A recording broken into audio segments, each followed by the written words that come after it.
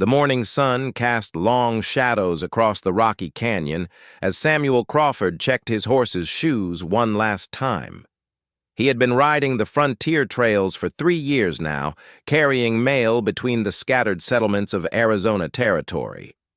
The job was dangerous, but it paid well enough to keep him in beans and coffee. Samuel was a quiet man in his late 20s, with sun-weathered skin and careful eyes that missed nothing.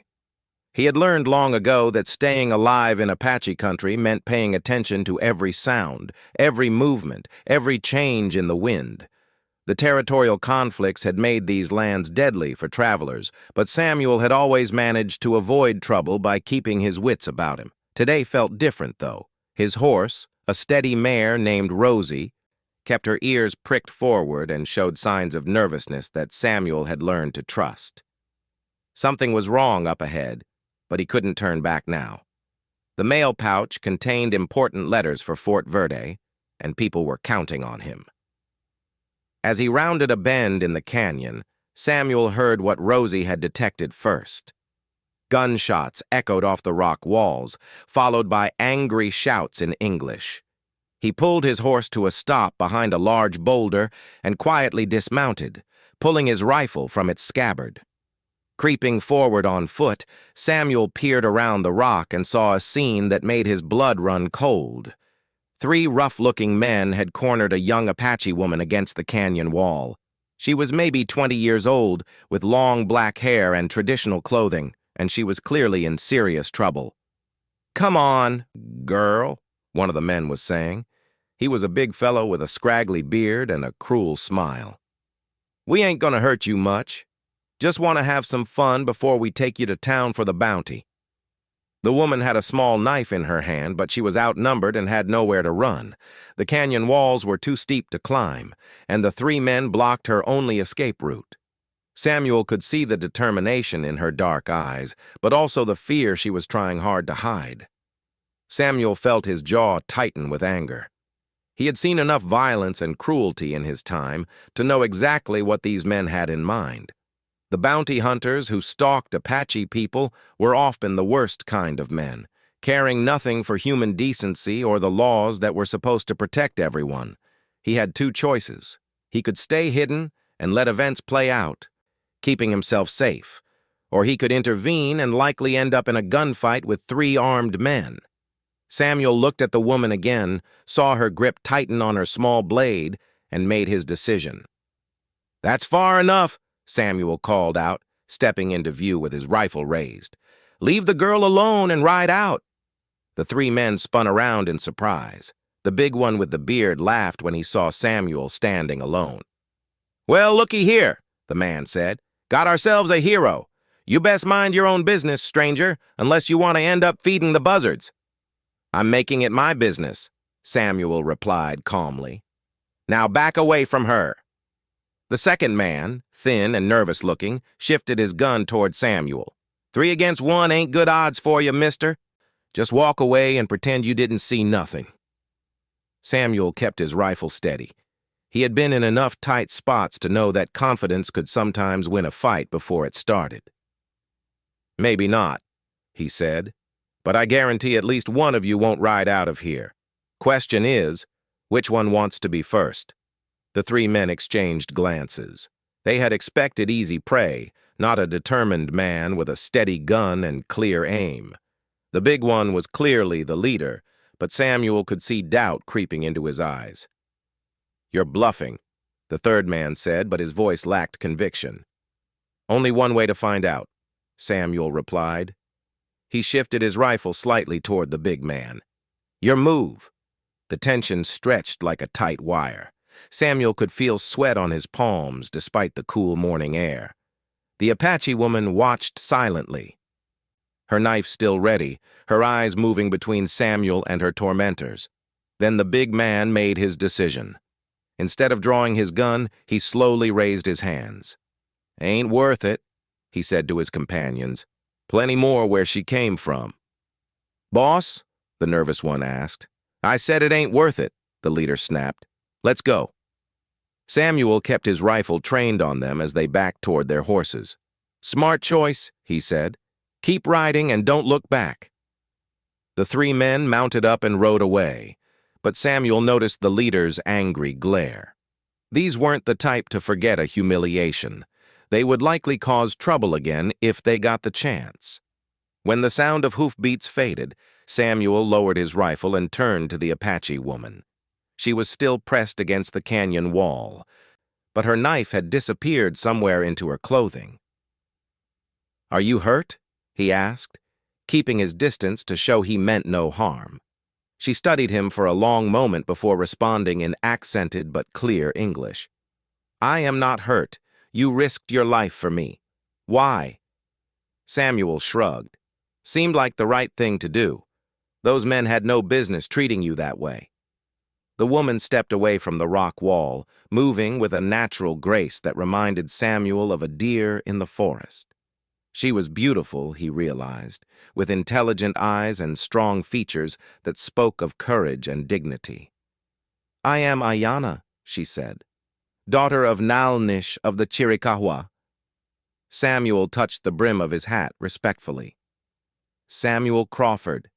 I carry mail between the settlements." Ayana nodded slowly. "Samuel Crawford. You are not like other white men I have known. I try to judge people by their actions, not the color of their skin," Samuel replied. Something changed in Ayana's expression. She stepped closer, studying his face with an intensity that made Samuel uncomfortable. Then she spoke words that would change his life forever. "You have saved my life and my honor," she said formally. "By the laws of my people, this creates a debt that cannot be repaid with words or gifts. You have shown courage and goodness when you could have stayed safe. Therefore, I declare myself your wife, Samuel Crawford. I will follow you and serve you and protect you as long as we both live." Samuel's jaw dropped. "Wait, what?"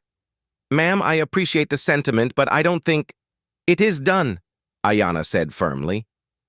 "I have spoken the words before the spirits of this place. We are bound now." "Now hold on," Samuel said, raising his hands. "I didn't save you to get a wife. I just couldn't stand by and watch those men hurt you. You don't owe me anything." Ayana tilted her head, looking puzzled. "You do not understand. This is not about debt.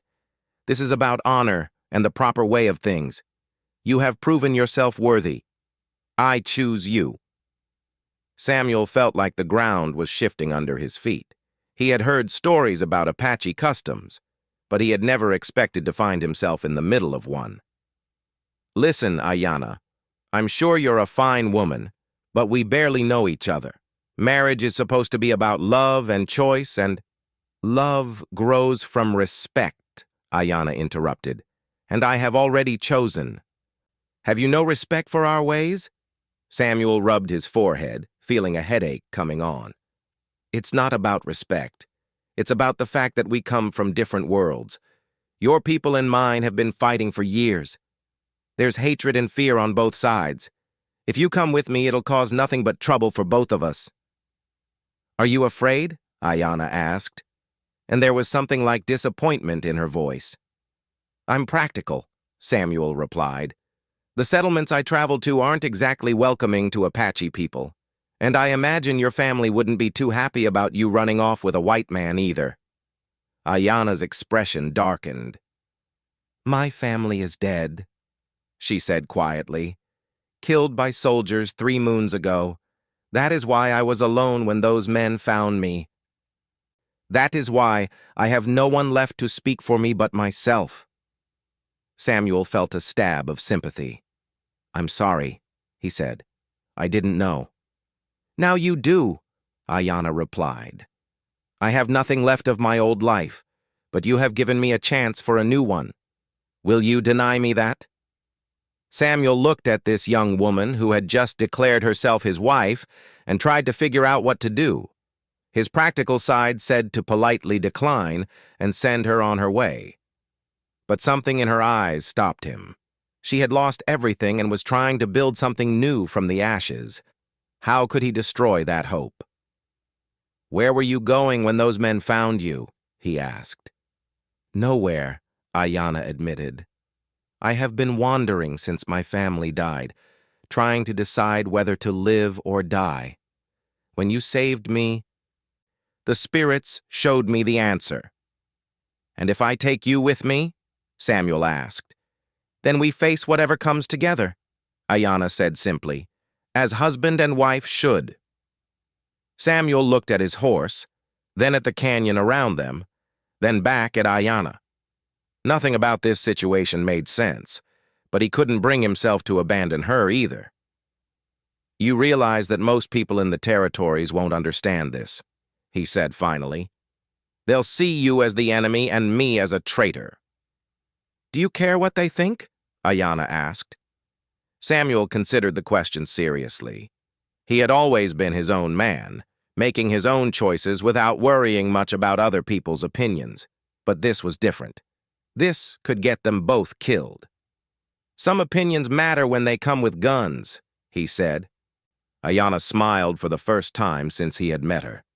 Then we will have to be smarter and stronger than they are. Samuel found himself smiling back despite his confusion. There was something about this woman that he found compelling. Her strength, her directness, her refusal to be defeated by circumstances that would have broken most people. You're serious about this, aren't you? He asked. Completely serious, Ayanna confirmed. Samuel thought about his lonely life on the frontier trails. He had never really considered marriage, partly because he couldn't imagine asking a woman to share his dangerous, uncertain existence. But here was a woman who understood danger and uncertainty better than most men. If we do this, he said slowly, it has to be as equals. Partners. I won't have a wife who serves me. I want someone who stands with me. That is what I offer, Ayanna said. Samuel extended his hand. After a moment's hesitation, Ayanna took it. Her grip was firm and calloused from hard work. Then I guess we better figure out how to make this work, Samuel said. We will, Ayanna replied with quiet confidence. Samuel helped her mount behind him on Rosie, and they rode out of the canyon together.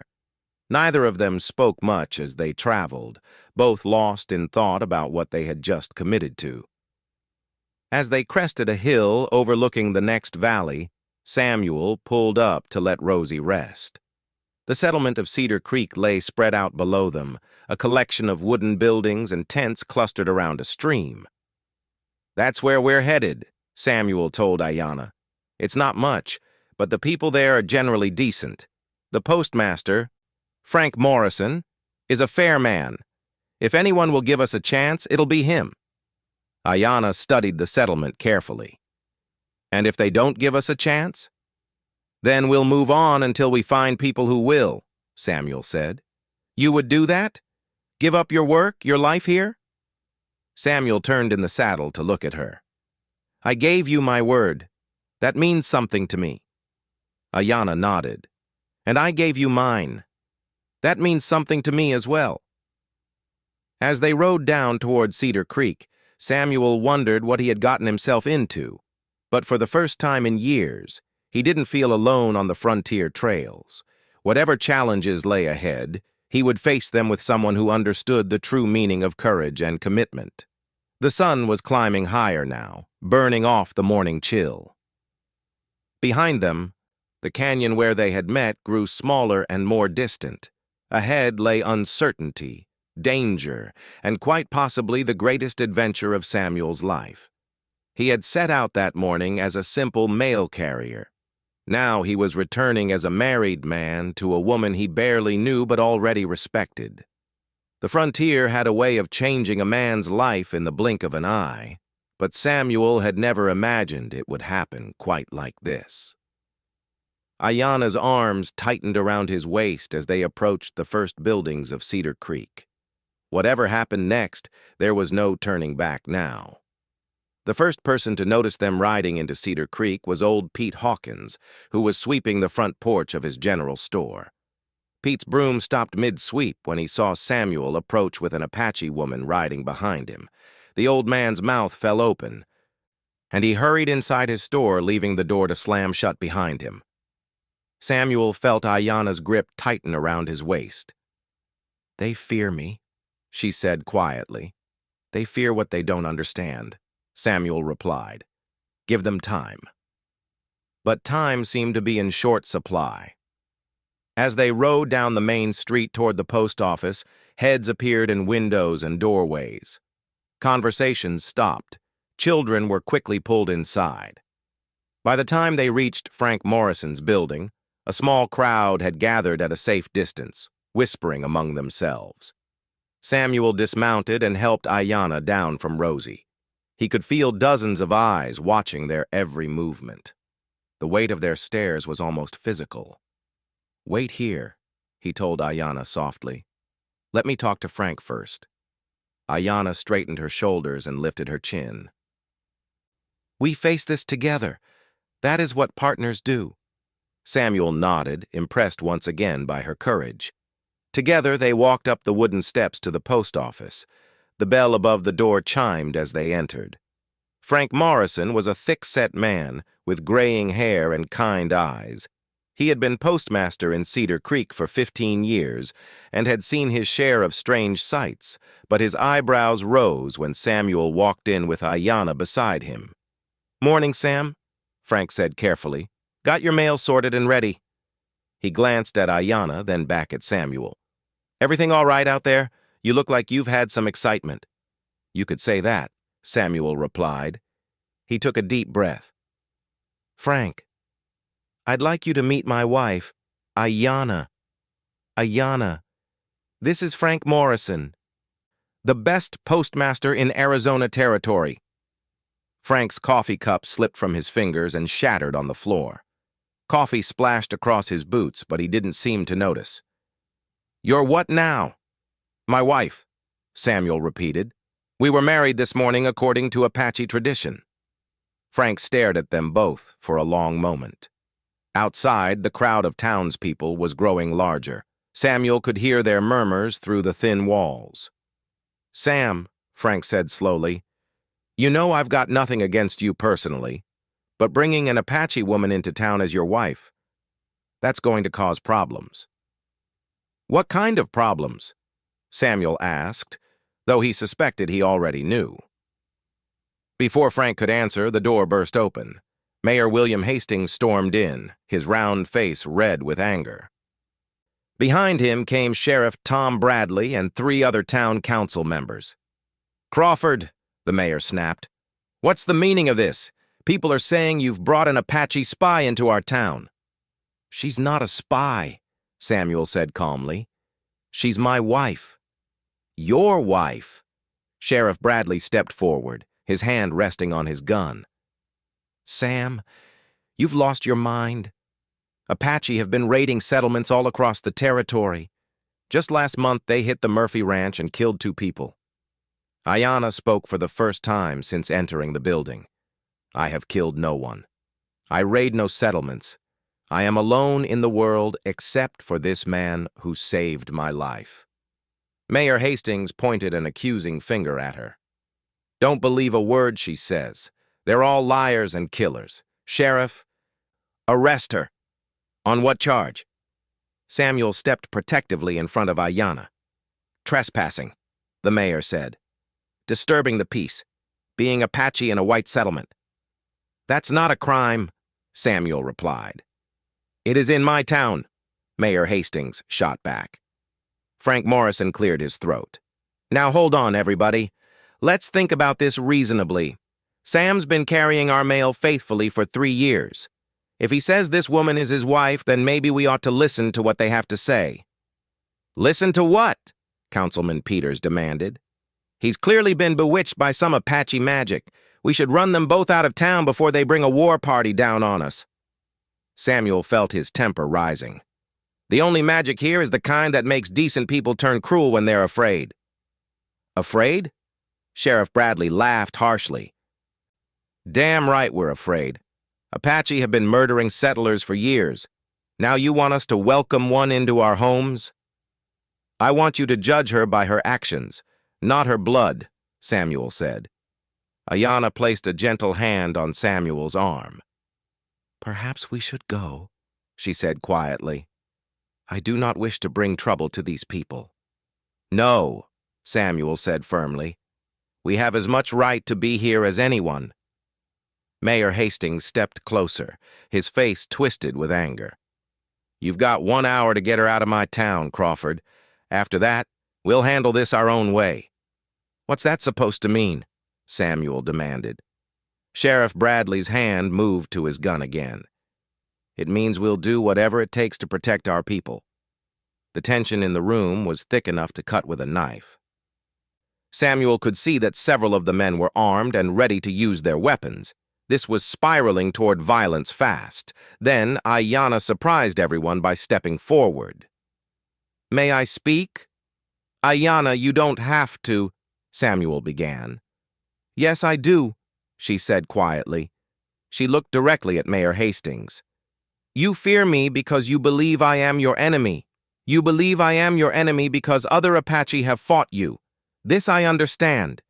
Your people and mine have been at war for many years." "Exactly," the mayor said. "So you understand why—" "I understand that war makes people forget that we are all human," Ayanna continued. "But I also understand something else. Samuel Crawford could have ridden past when he saw me in danger. He could have saved his own life and let me die. Instead, he risked everything to help someone he had never met. If you judge him badly for this, what does that say about you?" Several of the men looked uncomfortable. Frank Morrison was nodding slowly. "Furthermore," Ayanna said, "you speak of protecting your people. I too have people to protect. I have only one person now, but I will die before I let harm come to him. Samuel Crawford is my family now. I will defend him as fiercely as you defend your town." "Pretty words," Councilman Peters said. "But how do we know you won't lead a war party here in the middle of the night?" Ayanna's eyes flashed with anger. "Because I am not a liar or a killer, no matter what you choose to believe. And because the war parties you fear have already taken everything from me. My parents, my brothers, my village, all dead in the fighting between our peoples. I have no one left to lead against you." The room fell silent. Even Mayor Hastings seemed taken aback by the raw pain in her voice. Frank Morrison spoke up. "How did they die?" Ayanna was quiet for a moment. "Soldiers came to our camp under a flag of peace. They said they wanted to talk. When our men came out to meet them, the soldiers opened fire. My father died trying to protect women and children who were running for the hills." Sheriff Bradley frowned. "What unit?" "I do not know your military words," Ayanna replied. "But their leader was a man with yellow hair and a scar across his face." The sheriff and mayor exchanged glances. "Sounds like Captain Morrison's cavalry," Bradley said quietly. "We heard rumors about that massacre, but the army covered it up." "So you see," Ayanna continued, "I have as much reason to hate as any of you, but hatred is a poison that kills the one who drinks it. I choose to live instead." Mayor Hastings shifted uncomfortably. "Even if everything you say is true, the fact remains that your presence here endangers our town. Other Apache might see you as a traitor and attack us to get to you." "Or," Samuel said, "they might see that we can find a way to live together in peace." "That's a hell of a gamble with innocent lives," Councilman Peters said. "Everything worth doing is a gamble," Frank Morrison said unexpectedly. Everyone turned to look at the postmaster.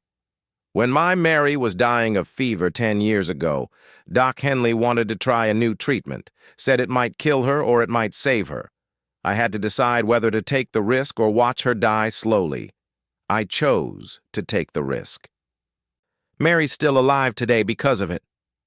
"This ain't the same thing, Frank," Sheriff Bradley said. "Isn't it?" Frank replied. "Sometimes you have to take a risk to find something better." Samuel saw an opportunity. "Give us a chance," he said. "1 month. Let us prove that Ayanna can live here in peace. If there's any trouble, any at all, we'll leave quietly." Mayor Hastings shook his head. "Too dangerous." What if we posted a bond? Samuel offered. Say, $100. If anything happens, you keep the money. I don't want your money, Crawford. I want you both gone. Ayanna stepped forward again. What would it take to change your mind? The mayor studied her suspiciously. Nothing. There's nothing you could do to make me trust an Apache. Then let me prove my worth through actions, Ayanna said. You have problems in this town, yes? Things that need doing? Let me help. Like what? Frank Morrison asked, genuinely curious. Ayanna looked around the room, taking in details the men had stopped noticing long ago. Your roof leaks, she said to Frank. I can see water stains on the ceiling, and the wood on these walls is dry. Too dry. It will burn easily if fire starts.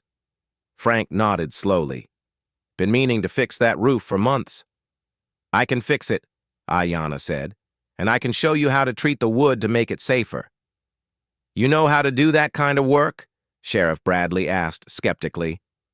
Apache women learn many skills, Ayanna replied. We must be able to build, repair, heal, and protect. I can do all of these things. Samuel watched the faces of the men around him. He could see doubt warring with curiosity. Ayanna was handling this better than he had hoped. What about the children? Councilman Peters asked. My wife's scared to let our kids play outside with an Apache in town. Children adapt quickly, Ayanna said. If their parents show them there is nothing to fear, they will learn not to fear. And if you're wrong, Mayor Hastings demanded, if your presence here gets someone killed, then I will answer for it, Ayanna said simply. But if I am right, perhaps we can build something better than fear and hatred. Frank Morrison leaned against his counter. Sam, you're putting us in a difficult position, but I've known you for 3 years, and you've never steered me wrong before. If you believe in her, maybe we ought to at least consider it. Frank, Sheriff Bradley warned, think about what you're saying. I am thinking, Frank replied. I'm thinking about my grandson Billy, who's growing up believing that Apache are monsters instead of people. I'm thinking about how we're teaching our children to hate before they even know why. Maybe it's time to try something different. Mayor Hastings threw his hands up in frustration. You're all crazy. This will end badly, mark my words. But Samuel could see that the mood in the room was shifting. These were decent people at heart, scared but not evil. Given a chance to choose hope over fear, some of them were willing to try. 1 month, Sheriff Bradley said finally. But if there's any trouble at all, even a broken window, you're both gone, and we'll have men watching you the whole time. Samuel looked at Ayanna, who nodded. Fair enough, he said. Mayor Hastings shook his head in disgust. On your heads be it. When this goes wrong, don't come crying to me. He stormed out of the post office, slamming the door behind him. The other council members followed, muttering among themselves. Only Frank Morrison and Sheriff Bradley remained. Where will you stay? Frank asked. Samuel hadn't thought that far ahead. Is the boarding house still taking guests? Frank winced. Mrs. Patterson won't rent to you now, not with Ayanna. Then we'll camp outside of town, Samuel said. No need for that, Frank said. Mary and I have a small cabin behind our house. Been using it for storage, but it's got a good roof and a working stove. You can rent it for a fair price. Sheriff Bradley looked surprised. Frank, you sure about this? No, Frank admitted. But I'm sure about Sam. And if she's good enough for him, she deserves a chance to prove herself. Samuel felt a wave of gratitude. Thank you, Frank. That means more than you know. Just don't make me regret it, Frank said with a slight smile. As they left the post office, Samuel could see that the crowd outside had grown even larger. Dozens of people lined the street, watching their every move. Some faces showed curiosity, others fear or anger. Children peered out from behind their mothers' skirts. This is going to be harder than I thought, Samuel murmured to Ayanna as they walked toward their horses. All good things are hard, she replied. If they were easy, they would not be worth doing. Samuel smiled despite the tension. Where did you learn to talk to angry white men like that? My father was a chief, Ayanna said. He taught me that words can be more powerful than weapons, if you know how to use them. Your father was a wise man. Yes, he was. Ayanna's voice grew sad. He would have liked you, I think. He always said that a man's worth is measured by his willingness to do what is right, even when it is difficult. They mounted Rosie and rode toward Frank Morrison's house, the crowd parting before them like water. Samuel could feel the weight of their stares, but he kept his head high. Beside him, Ayanna sat straight and proud, showing no sign of fear despite the hostile reception. As they reached the small cabin behind the Morrison house, Samuel realized that the real test was just beginning. They had won the right to stay for 1 month, but now they had to prove that people from different worlds could truly build a life together. The frontier had taught Samuel many lessons about survival, but this was something entirely new. He was about to learn that the most dangerous territory wasn't the wild country between settlements. It was the uncharted land between two hearts, learning to trust each other. The small cabin behind the Morrison house was simple but clean. It had one room with a stone fireplace, a small table, and a single bed. Samuel stood in the doorway, suddenly aware of the awkward situation they had created for themselves. I'll sleep on the floor, he said quickly. You take the bed. Ayanna looked at him with amusement. We are married, Samuel Crawford. In the eyes of my people, and now in the eyes of yours. But we barely know each other, Samuel protested. It wouldn't be right. Then we will learn, Ayanna said simply. But we will do it as husband and wife, not as strangers sharing a cabin. Over the next few days, they fell into a routine. Samuel continued his mail runs to nearby settlements, while Ayanna worked on improving their living situation and proving her worth to the townspeople.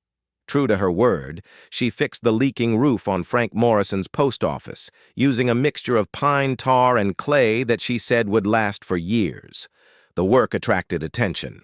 Women began gathering across the street to watch the Apache woman work with skill and efficiency that impressed even the skeptics. When Mrs. Patterson's chicken coop was damaged in a windstorm, she swallowed her pride and asked Ayanna for help. Within 2 days, the coop was not only repaired, but improved with better ventilation and stronger walls. Never seen anybody work with wood like that, old Pete Hawkins admitted to Samuel. She's got a real talent. But not everyone was warming to Ayanna's presence. Mayor Hastings continued to voice his opposition at every opportunity, and a small group of men led by Councilman Peters made no secret of their desire to see her gone. The tension in town was like a dry forest waiting for a spark. That spark came on a Thursday morning in the form of Jake Morrison, Frank's hot-headed nephew, who worked as a ranch hand outside of town. Jake came riding hard into Cedar Creek, his horse lathered with sweat and his eyes wild with anger. "Uncle Frank!" he shouted, sliding off his horse in front of the post office. "They got cattle thieves working the Morrison spread. Took near 100 head last night." Samuel was just arriving with mail from Fort Verde when he heard the commotion. He dismounted and approached Jake, who was surrounded by concerned townspeople. "You see who took them?" Sheriff Bradley asked. "Tracks head north toward the Badlands," Jake replied. "But I know who it was. Apache raiders. Had to be." The crowd turned as one to stare at Ayanna, who had been helping Mary Morrison hang laundry behind the post office. Samuel felt his blood run cold as he saw the suspicion and anger building in the faces around him. "You got proof it was Apache?" Samuel asked Jake. "Who else would steal cattle and head for the Badlands?" Jake shot back. "And ain't it convenient that this happens right after she shows up in town?" He pointed an accusing finger at Ayanna. That's ridiculous, Samuel said. Ayana's been here working all week. Everyone's seen her. But Mayor Hastings was already pushing through the crowd. I told you this would happen, he said loudly. She's been signaling her people, telling them where to strike. I have done no such thing, Ayana said calmly, but Samuel could see the hurt in her eyes. Councilman Peters stepped forward. Time's up, Crawford. Get her out of here before we do it ourselves. Now wait just a minute, Frank Morrison said, but his voice was shaking. His own nephew's cattle had been stolen, and the pressure to choose sides was enormous. Sheriff Bradley looked torn. Sam, maybe it would be best if you both moved on. For everyone's sake. Samuel felt the situation slipping away from him. The townspeople who had been warming to Ayana were now looking at her with fresh suspicion. Fear was winning over reason. Then Ayana surprised everyone again. I will track them, she said. What? Samuel asked. The cattle thieves, Ayana explained. I will track them and prove that I had nothing to do with this theft. Jake Morrison laughed harshly. Right. Send the fox to track the chickens. You afraid of what I might find? Ayana asked quietly. Something in her tone made Jake's laughter die. What's that supposed to mean? It means maybe you should ask yourself why someone would steal cattle and drive them toward the Badlands, Ayana replied. The Badlands have no grass, no water. Cattle would die there in days, but they are a good place to hide stolen animals temporarily before moving them somewhere else. Sheriff Bradley frowned. What are you getting at? I am getting at the fact that Apache raiders would not drive cattle toward the Badlands, Ayana said. We would take them to places where they could graze and water. These thieves either do not know the country or they are not Apache. Then who? Jake demanded. Let me track them and find out, Ayana said. Absolutely not, Mayor Hastings declared. We're not sending her off to warn her accomplices. Then I'll go with her, Samuel said. Sheriff Bradley shook his head. Too dangerous. If it is Apache raiders, they'll kill you both. And if it's not Apache? Ayana asked. What if it's white men trying to blame my people for their crimes? The crowd fell silent. It was a possibility none of them had considered. Frank Morrison spoke up. What would you need? A good horse, supplies for 3 days, and someone who can read sign, Ayana said. Samuel has good eyes and a steady hand. We can find the truth. This is madness, Councilman Peters protested. Is it? Frank asked. Jake, you said the trail heads north? That's right, Uncle Frank. Well, that doesn't make sense for Apache raiders, Frank said slowly. They'd head south toward Mexico or east toward their traditional territories. North takes you deeper into settled country. Jake looked uncomfortable. Maybe they were confused. Apache don't get confused about directions, Ayana said. We learn the land like you learn to read words on paper. Samuel could see doubt creeping into people's faces. Give us 1 day, he said. If we're not back by tomorrow night, assume the worst and do whatever you think is best. Sheriff Bradley thought for a long moment. 1 day, he agreed finally, but you're taking a hell of a risk. Within an hour, Samuel and Ayana were riding north out of Cedar Creek. Samuel carried his rifle and enough supplies for 3 days, while Ayana rode a sturdy bay mare that Frank Morrison had provided. The cattle trail was easy to follow at first. 100 head of beef leave clear signs. As they rode, Ayana studied the ground with an intensity that amazed Samuel. She could read the story written in dust and broken grass better than he could read a newspaper. 4 men, she said, after examining a clear section of trail. 2 riding ahead, 2 behind the herd. The cattle are being driven hard, too hard. They will be exhausted soon. How can you tell all that? Samuel asked. The horses leave different marks, Ayana explained. The depth of hoof prints tells you the weight of the rider. The spacing tells you if they are hurrying or taking their time. The cattle tracks show they are stumbling, which means they are tired. They followed the trail for 3 hours before Ayana suddenly pulled up her horse. "Something is wrong," she said. "What do you see?" "The cattle tracks split here," Ayanna said, dismounting to examine the ground more closely. "Half the herd continues north, the other half turns east toward the river." Samuel dismounted as well and looked at the confused mass of tracks. He could see that something had happened here, but he couldn't read the details the way Ayanna could. "Why would they split the herd?" he asked. "To hide their true destination," Ayanna said. "The tracks going north are false. They drive half the cattle toward the Badlands to make everyone think they are heading that way. But the real prize goes east toward the river." "Which way do we follow?" "East," Ayanna said without hesitation. "The northern tracks are meant to be found. The eastern tracks are meant to be hidden." They followed the eastern trail, which was much harder to track. The thieves had driven the cattle through rocky ground and stream beds to disguise their passage. But Ayanna's skills proved equal to the challenge. She found broken twigs that showed where cattle had passed, disturbed rocks that revealed hoof prints, and other signs that Samuel would have missed completely. As the sun reached its peak, they crested a hill overlooking the river valley. Below them, in a hidden canyon, they could see the stolen cattle grazing peacefully near a small stream. Watching over them were 4 men on horseback. Samuel pulled out his spyglass and studied the rustlers. What he saw made his blood run cold. "I know those men," he said grimly. "Who are they?" Ayanna asked. "The same 3 who had you cornered in the canyon," Samuel replied. "Plus 1 more. That big fellow with the beard is their leader." "The bounty hunters," Ayanna said. "They steal cattle and let Apache take the blame." "Smart plan," Samuel admitted. "Everyone expects Apache to steal cattle.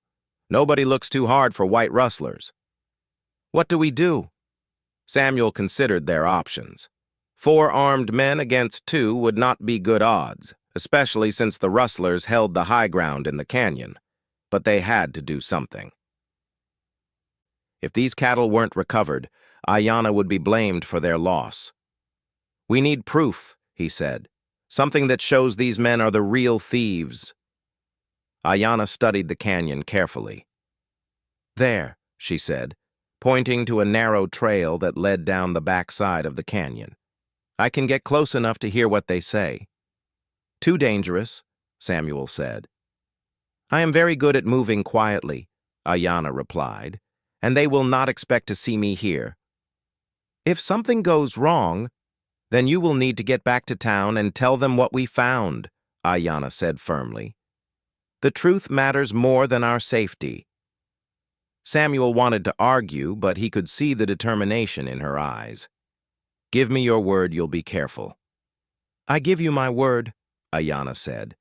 She handed him the reins of her horse and disappeared into the brush like a ghost.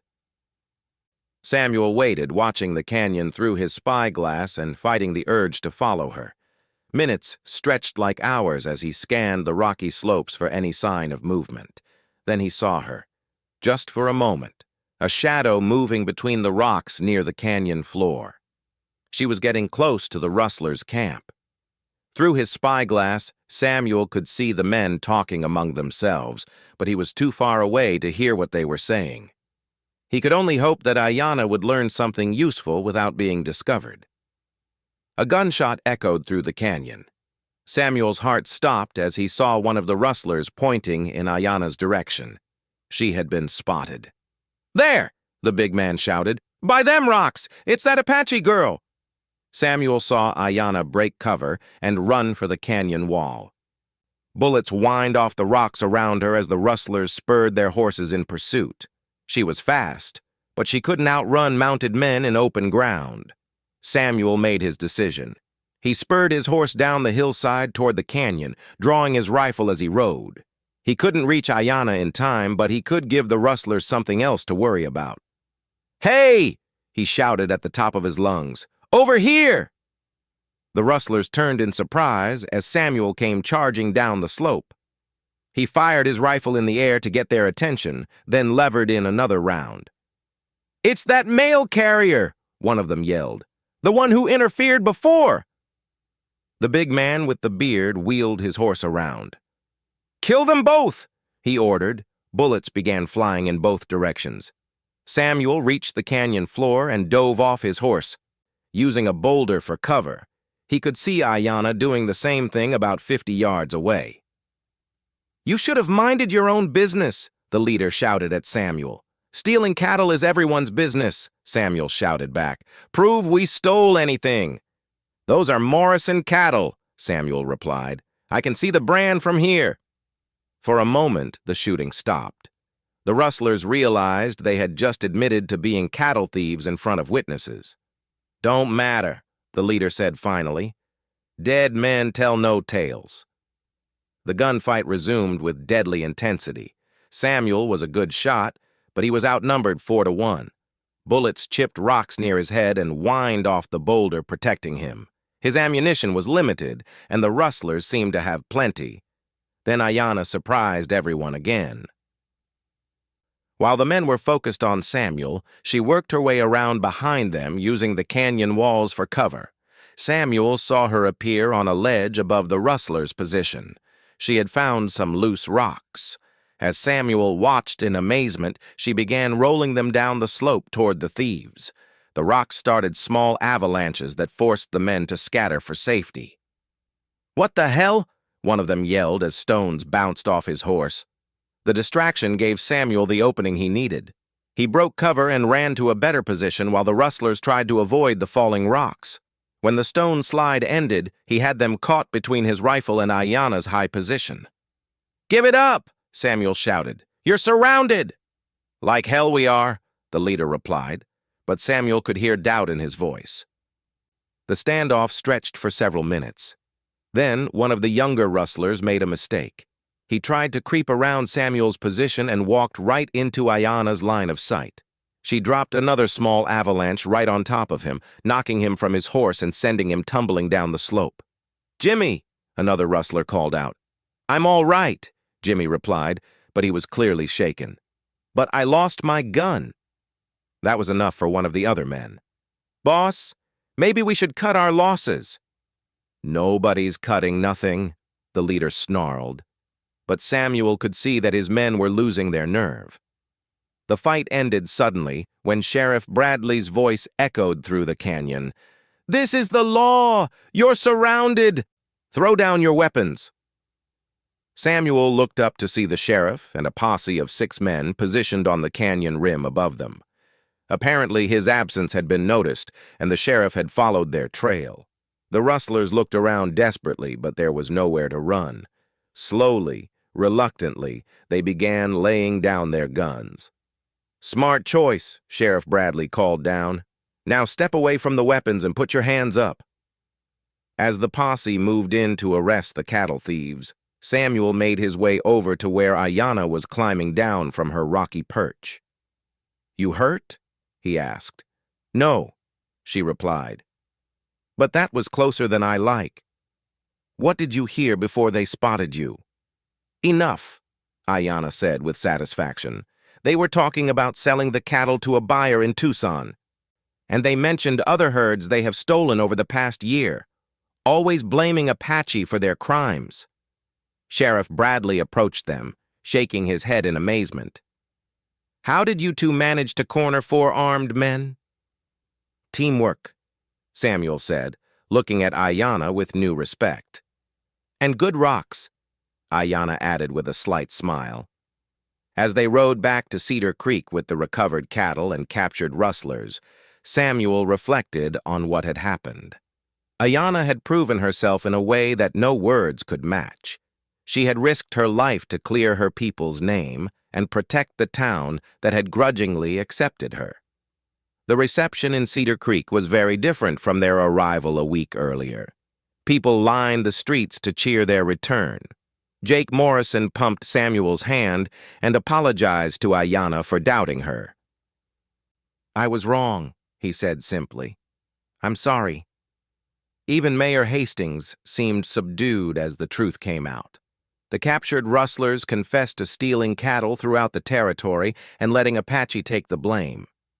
It had been a profitable scheme until Ayanna's tracking skills exposed them. That evening, as Samuel and Ayanna sat by the fire in their small cabin, she turned to him with a serious expression. "Do you regret it?"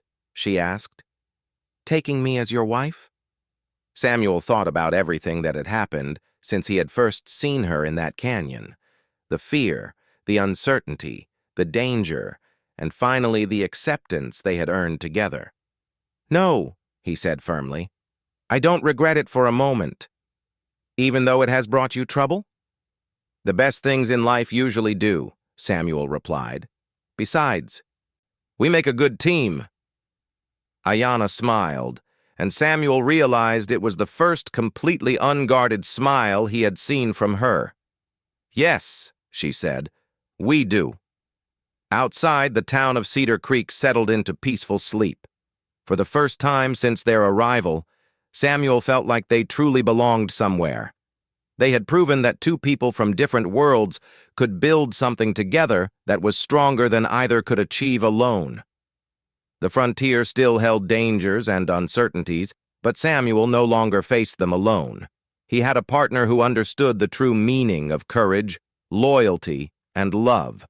Whatever adventures lay ahead, they would face them together, as husband and wife, as equals, as friends. The mail would still need carrying, and there would always be people who needed help along the frontier trails. But now there were two of them to answer the call, and that made all the difference in the world.